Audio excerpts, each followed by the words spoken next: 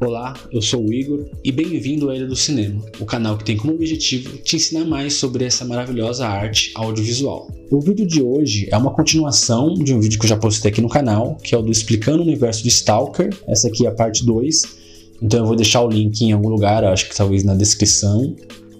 E aí você pode dar uma conferida, né?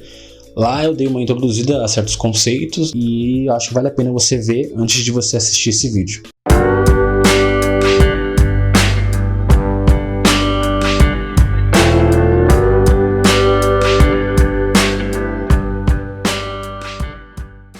Nesse vídeo a gente vai começar a falar um pouco mais sobre a zona, e eu vou começar falando das armadilhas.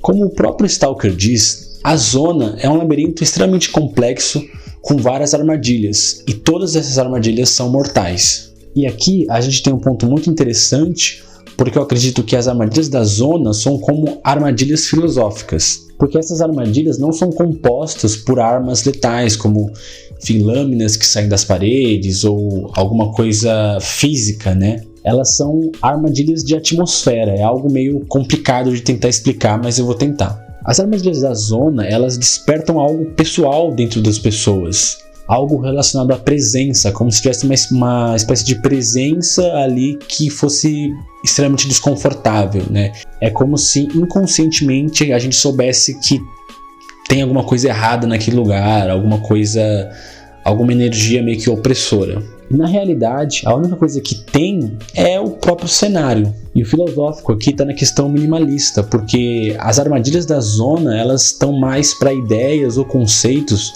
do que para algo necessariamente físico. Então são armadilhas simbólicas que possuem o mesmo peso de uma armadilha real. Por exemplo, a gente tem um filme Indiana Jones e no filme são apresentadas várias armadilhas, mas elas são coisas reais, como, enfim, você tem a primeira cena do primeiro filme, né, que ele pega aquele objeto de ouro e aí cai uma bola gigante, aí ele tem que correr, enfim. São armadilhas letais com objetos reais, né?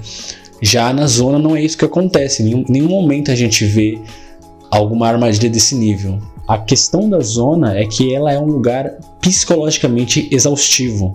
Eu vou dar mais 2 exemplos, né, para exemplificar um pouco mais o que acontece na zona, né? O primeiro exemplo é de um sonho que eu tive, e o sonho era o seguinte: eu estava meio que numa casa de madeira, né, uma casinha super pequena, né, e por algum motivo o sonho era em sépia, né, não sei porquê, e eu estava em cima de uma mesa, eu estava em cima de uma cômoda, né?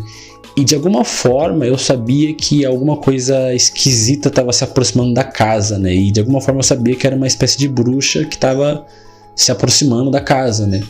E aí de repente, né, a porta, né, dessa casa, ela se abriu com tudo, como se estivesse passando uma ventania super forte, assim, sabe? Como se tivesse entrado, enfim, uma nevasca, assim, com tudo abrido.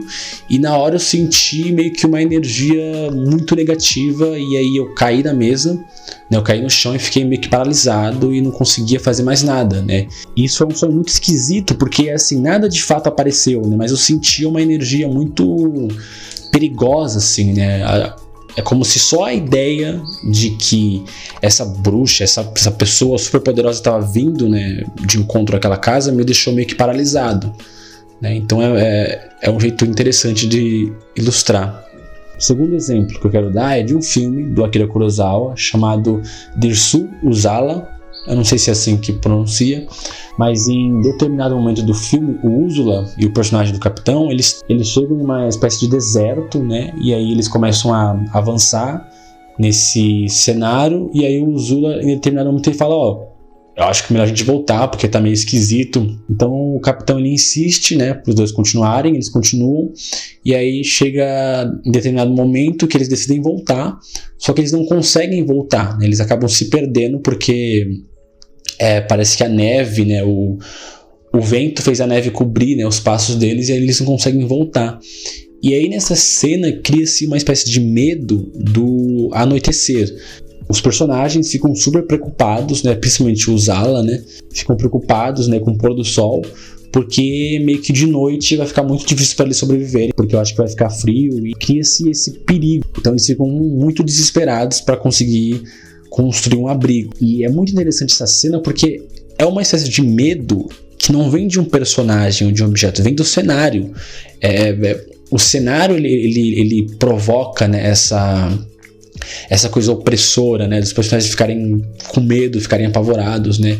E para fazer esse tipo de coisa, você precisa de uma boa direção, de uma boa montagem, né, para fazer que um cenário se torne assustador. Então é como se de alguma forma, né, esses dois personagens do filme do Zala tivessem entrado em uma armadilha, só que é uma armadilha de um lugar, não é necessariamente uma pessoa, um objeto. Outro elemento que a gente tem também no filme, né, são as ferramentas que o Stalker usa. E aqui novamente a gente vê essa coisa do minimalismo, né, porque essa ferramenta, né, é meio que uma porca enrolada em um lenço branco. E essa ferramenta ele usa justamente para tentar checar se esse é um caminho seguro, né? No filme não explica exatamente como funciona. Como eu disse, né, as coisas não são necessariamente explicadas, mas a gente entende que essa ferramenta que ele usa, né, que ele joga num lugar para de alguma forma ver se aquilo é seguro, tem uma coisa muito simbólica e muito minimalista, porque é só uma porca e um pedaço de pano.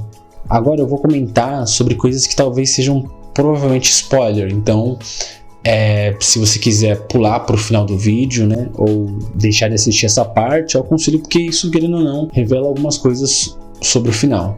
Como eu já comentei no vídeo anterior, existe um personagem chamado Porco Espinho, né, que ele foi o mestre do protagonista, né, e o desfecho da história dele tem influência na atitude que os personagens têm no final do filme, né, com a decisão que o professor e o escritor tomam no final do filme, que é a seguinte: em determinado momento, né, o Porco Espinho e o irmão dele entraram na zona para tentar ir para a Sala dos Desejos, né? Só que nesse processo, o irmão do Porco Espinho acabou morrendo, e o Porco Espinho entrou na sala e aí ele conseguiu ficar rico. Só que isso deixou ele muito triste, né? Porque ele sentia falta do irmão dele, e ele voltou na zona para tentar entrar na sala e conseguir realizar o desejo de ressuscitar o irmão dele. Só que aí ele entendeu que isso não ia acontecer, porque o desejo dele era ser rico, não era ressuscitar o irmão dele. Então meio que não ia adiantar. E aí o que esses dois protagonistas percebem no final do filme é que, e tem até uma discussão interessante entre os dois, que é uma discussão sobre o que exatamente as pessoas iriam desejar. E o professor ele tem uma visão mais pessimista, né, do ser humano, que ele fala que assim, se as pessoas tivessem fácil acesso à Sala dos Desejos, elas iriam realizar catástrofes no mundo, né? As pessoas iriam desejar coisas muito ruins para a humanidade, né? Coisas muito grandiosas. E o escritor ele vem com um contraponto muito interessante, que eu acho que é a visão que eu me identifico mais, que é que no fundo as pessoas pediriam coisas muito banais e muito pequenas, que são coisas pequenas e coisas fúteis. E aí depois de discutirem, né, sobre isso, eles acabam optando por não entrar na zona, porque de alguma forma eles temiam o desejo deles, eles temiam o que eles iriam conseguir. E isso é algo muito interessante, assim, né? Pensando até num ponto de vista um pouco relacionado à psicanálise, porque alguns autores eles trazem isso, né? Essa coisa de que você tem medo do que você quer. Você tem medo de realizar o que você quer. Então, uma das características da sala é que ela não é como se fosse um gênio que você pede, você faz um desejo e aí ele se realiza. A zona, ela é como se ela de alguma forma sondasse a sua mente e descobrisse aquilo que você mais quer, aquilo que talvez nem você saiba que você queira, né? E aí é por isso que eles não entram na sala, né? E é isso que faz o Stalker ficar completamente frustrado no final do filme. Eu comentei que isso ia ser um pouco spoiler, então espero que você tenha pulado essa parte se você não viu o filme. Então é isso, a gente chegou no final do vídeo. Esse filme tem muita coisa que a gente pode discutir, pode falar, mas por enquanto essas são as informações que eu vou trazer. Talvez futuramente eu traga mais vídeos sobre o assunto, mas por enquanto é só isso. E obrigado por ter assistido até aqui. Eu vou pedir para você se inscrever no canal. Eu vou pedir para você também seguir a Ilha do Cinema no Instagram. Lá eu tô postando conteúdo todos os dias e tá bem legal as postagens. E tem bastante pessoas interagindo. E é isso, o vídeo fica por aqui e até semana que vem.